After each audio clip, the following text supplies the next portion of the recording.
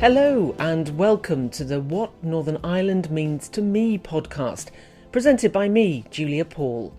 This series has been produced by Shared Future News to mark the centenary of Northern Ireland and is funded by the Heritage Fund on behalf of the Northern Ireland Office.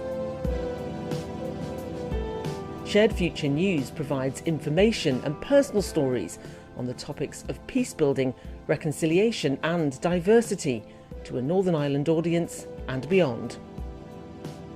In this episode, Rich Dale, who's an entrepreneur and an environmentalist, tells us what Northern Ireland means to him. I was born and raised in Portadown. I've lived in Belfast for about 20 years. Generally see myself as Northern Irish first, but beyond any other identities, whether it's Irish or British or even, dare I say it, European. Like many people, my hometown was a great place to grow up, but it didn't offer the opportunities to flourish. So the reason I moved to Belfast was a university, and then I stayed here, established a business, established friends, and got involved in the music scene here. For me, Northern Ireland means a lot of things, but the word that kind of strikes most is resilience. One of the main things I've inherited from my mum and my dad, and they from their parents, is just that tenacity and ability to, keep going and to make things happen for themselves. I think whenever you look at Northern Ireland as a place, there's so much that can be taken negatively, and there's horrifying stories. But throughout all of that, the human stories, the connections, and the inspiration and the ideas that come to the fore were an irrepressible people. One particular story is my mum and dad's business. My dad started teaching people to drive before there was even a driving test in Northern Ireland, and it was a campaigner for road safety and helped establish the sort of standards that we're used to today.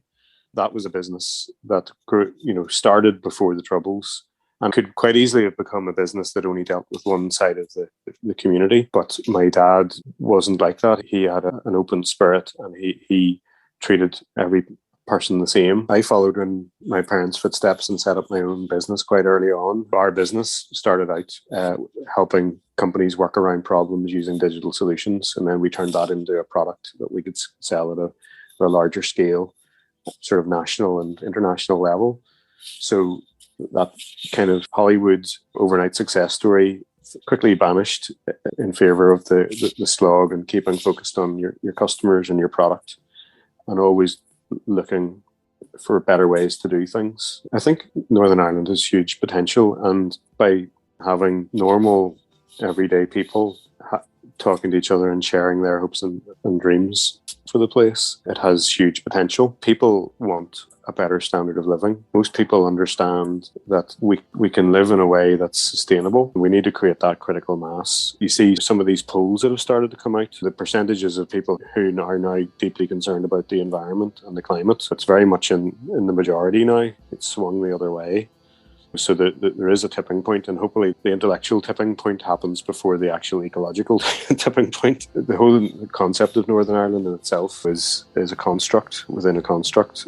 Should it need to exist for 100 years? Where will humankind be in 100 years? And its relationship with the planet will speak a lot to where Northern Ireland is.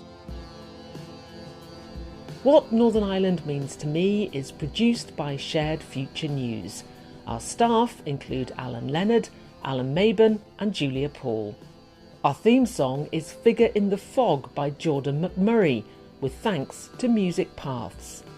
This and other episodes with transcripts are available at the Shared Future News website, sharedfuture.news. You can also follow us on Facebook at Shared Future News and Twitter at Shared Future. If you would like to suggest someone for a future episode of What Northern Ireland Means to Me, please email us at editor@sharedfuture.news. Thanks for listening.